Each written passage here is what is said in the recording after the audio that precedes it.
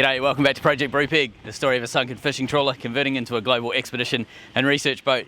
Today, I want to give you an update on where we're up to with our mega build on these stabilisers. There's a lot of engineering that's gone into them. Let me show you where we're up to. The port side of Brupeg, we've got a wing mounted, the arms on, and we've got a cutout up on the bulwarks. You can sort of see up there, we've chopped a bit of the side of the boat out. There's a reason for that. Basically, that means that we can build all of the deck hardware and the slider assembly needed to make these work. So I'll show you where we're up to on the actual wings themselves. So the hinges are finished. This is our Mark 1 hinge that uses the high tensile stainless and the pins that we've seen that we sleeved with acetal. This is going to be changed in probably 18 months, but for now this is going to get us up and running and help us achieve our dump and run. We've got the hydrofoil shaped wing and we've got our mild steel pin mount. So these cheeks here are what we've essentially come up with to allow us to have a greased filled joint with a stainless pin and mild steel cheeks so we don't get any binding or galling up. The fin at the end here, so this 6mm plate of mild steel, so this allows us to prevent tip vortex or reduce tip vortex on the end of the wing. So as you've sort of seen previously, it hangs off the back of the wing quite a bit, about 100mm or so, and that helps us. On this trailing corner here, you can sometimes get like spiral of drag coming off, basically tip vortex happening where it tries to pass from the bottom up to the top, or vice versa if the boat's rolling the other way around. And this plate helps reduce that and makes the wings more effective overall. You can still see we've got our sponson cut out, so that allows us to have clearance for the wing. The wing will be tucking up tight against the hull, so at the moment we haven't got it fitting perfectly against the hull. It still sits out about 200mm when they're up, but that's cut out in the sponson allows us to get more clearance away from things like wharfs and marinas and things when we've got the wings up fully. So the plan with that sponson is to fair in those edges so it won't have any open holes or anything. That'll be a welded sealed tank once we're finished, but we'll blend it into the shape of the wing so it's a nice smooth transition from wing back onto hull. So here we are, this is the arms. You can see another angle of the arms. These are the hydrofoil arms. Hydrofoil meaning shaped so they have low drag in the water. Well, at least that's the hope. This is the top of the arm which will attach to the deck. This is going to be screwed on, so it's really strong. But of course we realised that this is too wide. It takes away a lot of foot space when you're coming in and out of the door on the side here. So I asked Dame and Trev to really just halve it and get it pushed back a bit, and so they've started that process here. This is of course the doubler that Dame's welded on. He'll do one on each side. What is that? Is that 10mm I think? 12mm. 12mm, yeah. And the deck is 6mm, so it's actually like 18mm. So it's got a good depth there. It's very strong. And of course Dame's going to put a doubler on the other side down here, on this outside here, just here. How deep are you going with that? 20? All right, 150mm. Right. So we'll get those done, and we'll get those blasted and painted. And of course we'll get these sides chamfered so they're comfortable and you don't trip up on them.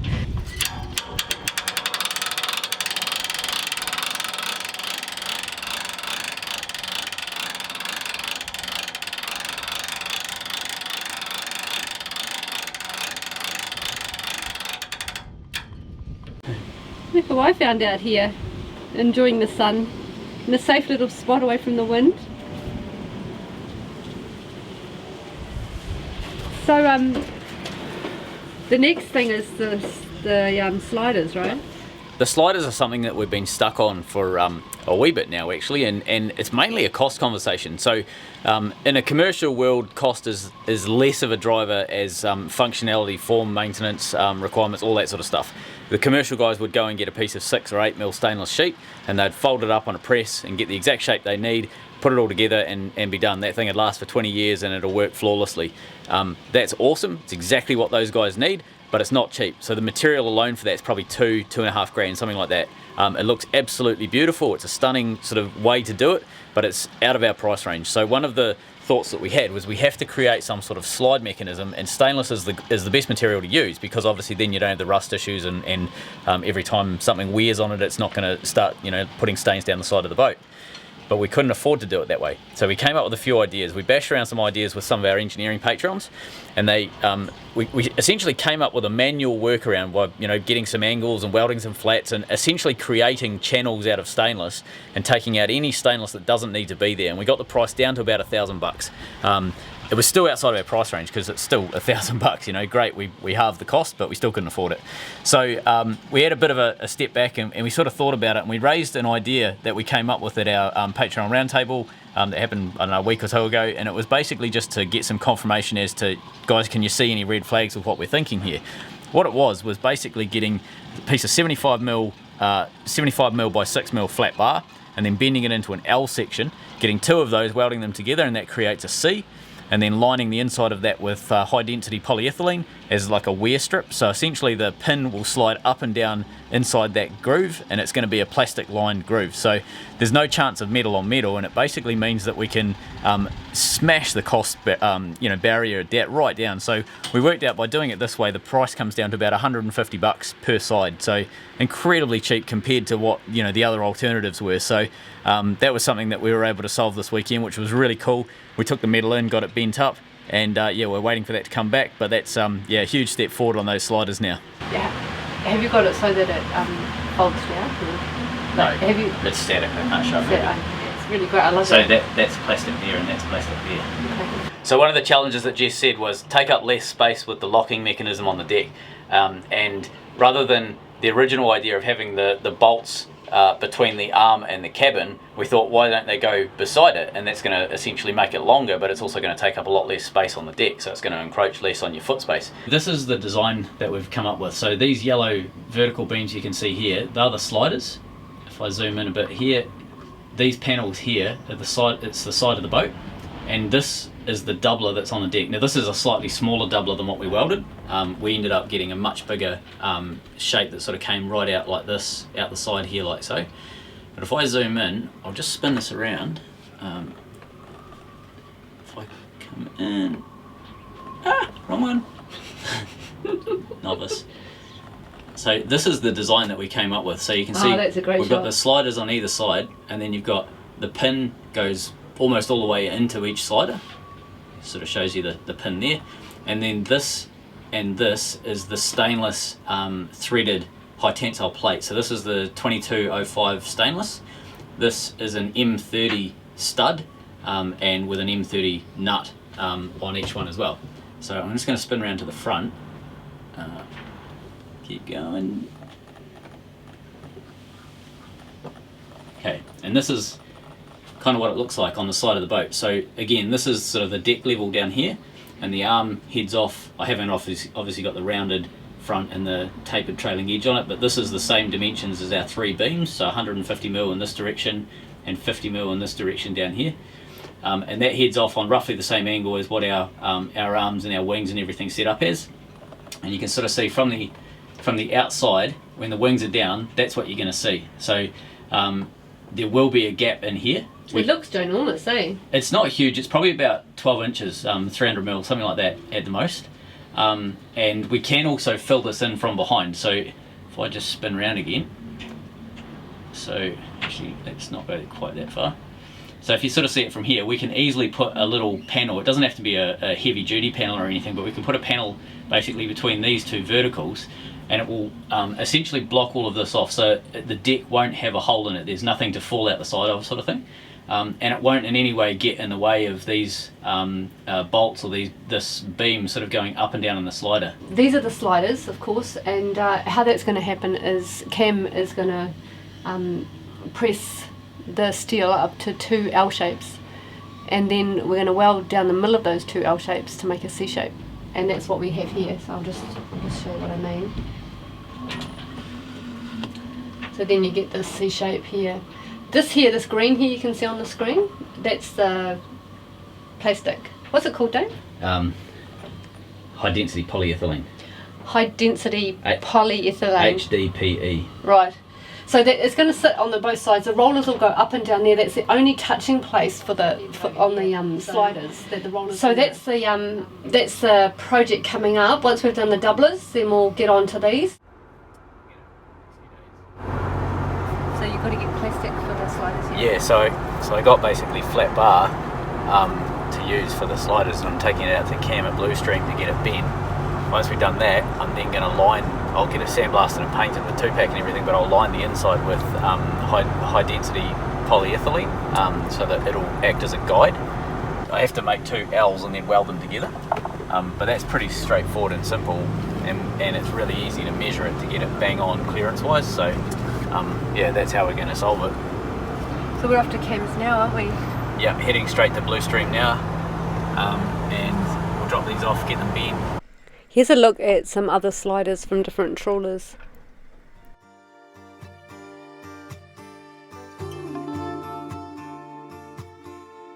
How big is your love? Tell me, how high is your patience? Can I be saved? I wanna catch the wave. So we've started hacking into the boat again. So you can see here, we've put a bit of a cut in the scupper so that we can fit the top of the arm onto the deck. If you hang over the side, you can see the arm sitting on top of the wing nicely. We have to allow clearance. So what we're planning on doing is making some small cuts into the side of the boat to make our life a bit easier. So what the plan is basically mark out where our 600mm wide doubler is going to go, and it's going from the side deck right across to the cabin. We realise that we can get away with a 12mm doubler, and the reason being that we can get away with a thin doubler is because it's a 6mm deck underneath, so that's going to make a, 18mm thick piece of steel that the load is transferred onto. So we will do some slots inside the doubler so that we can weld it onto the deck as well as the perimeter welding. So that's our plan to make that side of it strong. We're also, over the side of the boat here, we're going to link the doubler onto the side of the boat, so we're going to hang it over the edge by about 150mm as well. So there'll be a little bit of a doubler going down over the side of the boat so that it really puts the load onto the corner as opposed to onto the deck itself.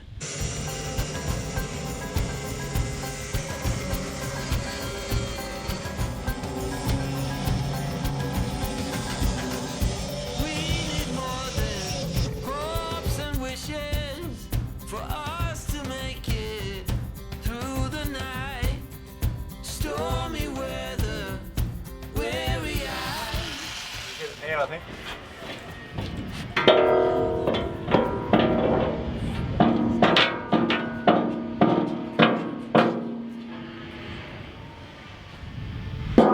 With the hole cut in the side, we've got a bit of a slot so we can easily work on the boat now. So what the plan is, we're going to clean up that edge of the deck and everything. We'll get the doublers sitting in there. We can start working out our geometry for the top of this arm.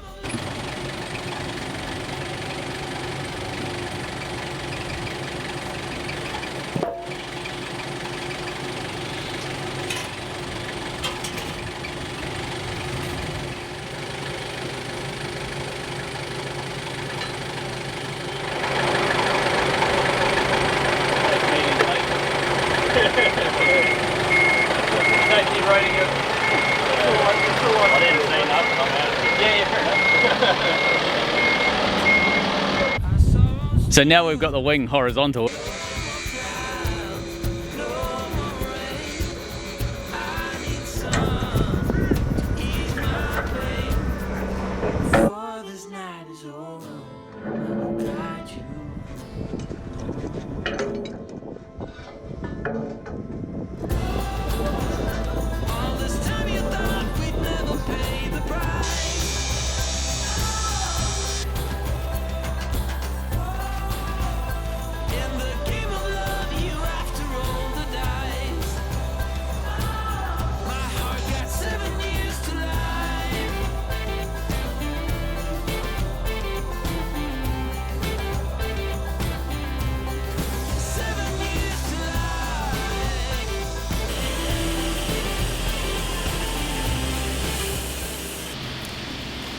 What just happened? I tried to get up. I'm not used to having the seatbelt. I've got a little seatbelt. This is off the electric chair, the seatbelt, so that worked perfectly. If you're wondering why I'm in such weather gear, it's because I get hypothermic with my condition, so the only way to stay involved is to wear the right gear, so that's what I'm doing.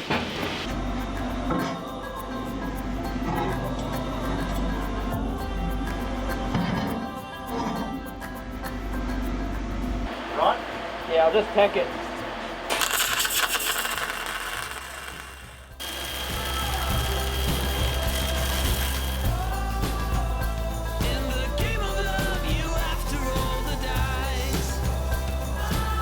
My The sun's pretty much gone down, so we were racing against time. I had to keep resetting my helmet because I couldn't see a damn thing. I had to keep making it lighter and lighter. So we got one run right the way around.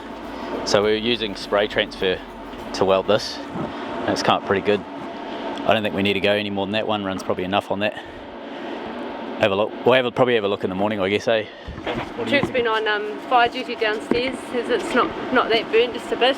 Look at that, what an absolute cracker of a sunset.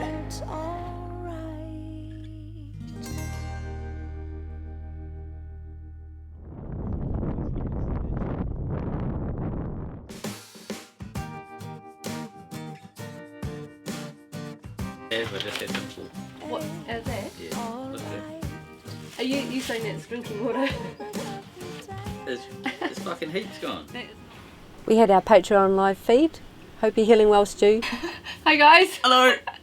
I've just seen some of the comments and Richards are saying to Stu to type fast and Stu's just damaged his hands. Hi guys. Busy month as always. This is Damien's screensaver. I think he likes the kit more than he's letting on.